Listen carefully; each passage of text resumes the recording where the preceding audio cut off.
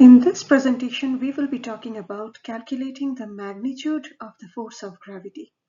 So we know the factors that are controlling gravity is basically the two masses which are involved. So if there are any two mass involved, say for example m1 and m2, and they are spaced at a distance d apart from each other, then the force of gravity according to the equation is given by gravitational constant g times the two masses m1 times m2 divided by the square of the distance between the two masses. Alright, so we will be applying this equation in solving the value for the force. So this is the equation, this is what we are going to use. We have two masses, capital M and small m, and they are spaced at d apart from each other, d distance apart from each other. So this is the equation of the force of gravity, and the value for the universal constant is given as 6.67 times 10 to the power negative 11. So you can see this number is negative, which indicates it's a very, very small number. What does it mean? It means that you are actually dividing 6.67 by 10 to the power 11, or there are 11 zeros. So if you divide it by 11 zeros, 1, 2, 3, 4, 5, 6, 7, 8 until 11. Okay, if you divide it by these many zeros, that tiny number that you're going to get, that's the value of the gravitational constant. And this is what we are going to use in our formula. So now if we want to estimate the force of gravity between any two objects, say maybe between these two pineapples, and they are spaced at 1 meter apart from each other. So you will see if you're able to calculate the force, it's going to be probably very, very small, approximately equal to this Newton. You can see so many zeros are there in front of these last four digits, which indicates it's a very, very tiny force. And that's the reason we are not able to see the influence of this force on any of these two objects. We are not able to see that these two objects are moving towards each other because of this tremendous amount of small force that is existing between them. It's a very, very minute amount of force.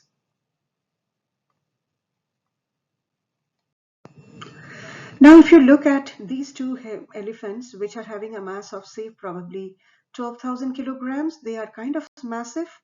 But even if you're able to calculate the force between them, it's going to be still very tiny, which is 0.01 Newton.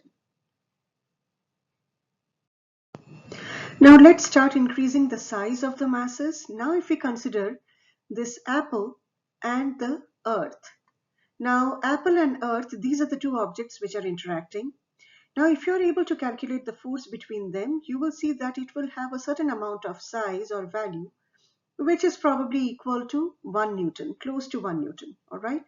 So that is why we see this 1 Newton amount of force is existing between the apple and the ground and the earth.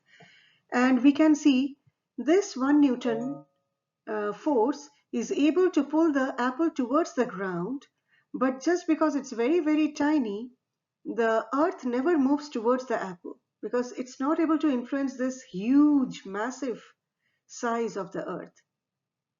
All right. Now, when we are defining gravity, remember gravity is basically the gravitational pull of earth on any object.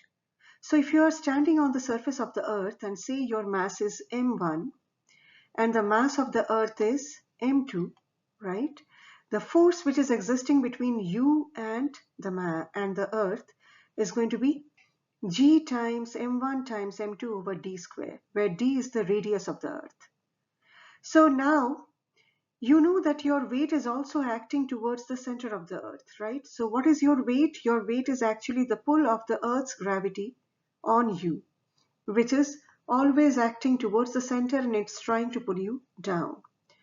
So the weight is given by this formula, mass times gravitational acceleration.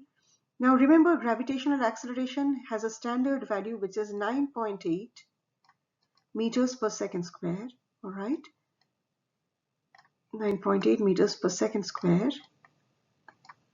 All right, now if you know your mass and if you're able to multiply it with this value 9.8, you will see that the amount of force that you get, that is basically equal to the amount of gravitational pull on you on the surface of the earth.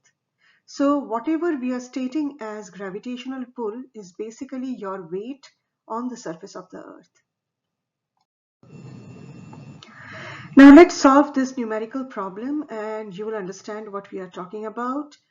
Say there are two physics students, 70 kilograms each, and they are separated by 1 meter. What is the force of gravitational attraction between them? So there are two students, they are at a distance 70 kilograms apart from each other. So if we bring the equation, force equals G m1 m2 over d square, right? And if I write the value 6.67 times 10 to the power negative 11, that's the value of the gravitational constant multiplied by the two masses of the two students. They are separated at a distance 1 meter apart from each other. So say this is one student, this is the second student,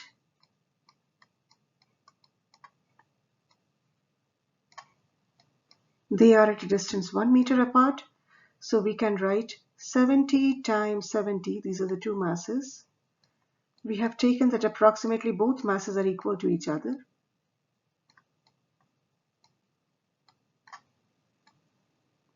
And divided by the distance square, which is 1 meter, so 1 meter square. If I do this,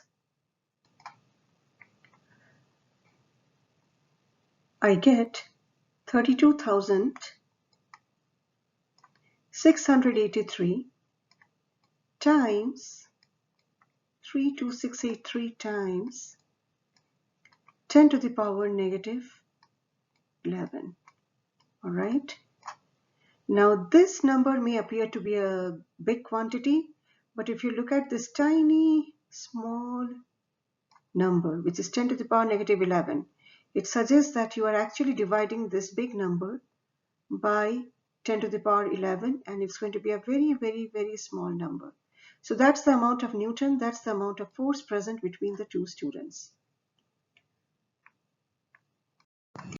So let's solve another problem. So we have a student, a physics student, 70 kilogram, and a book, 1 kilogram, are separated by 0.2 meters. What is the force of attraction between them? Now, if you apply the same formula for the force of gravity, so you can write 6.67 times 10 to the power negative 11. That's the gravitational constant multiplied by the two objects' mass, so 70 kilograms times 1 kilogram for the book, and divided by the distance square, which is 0.2 square.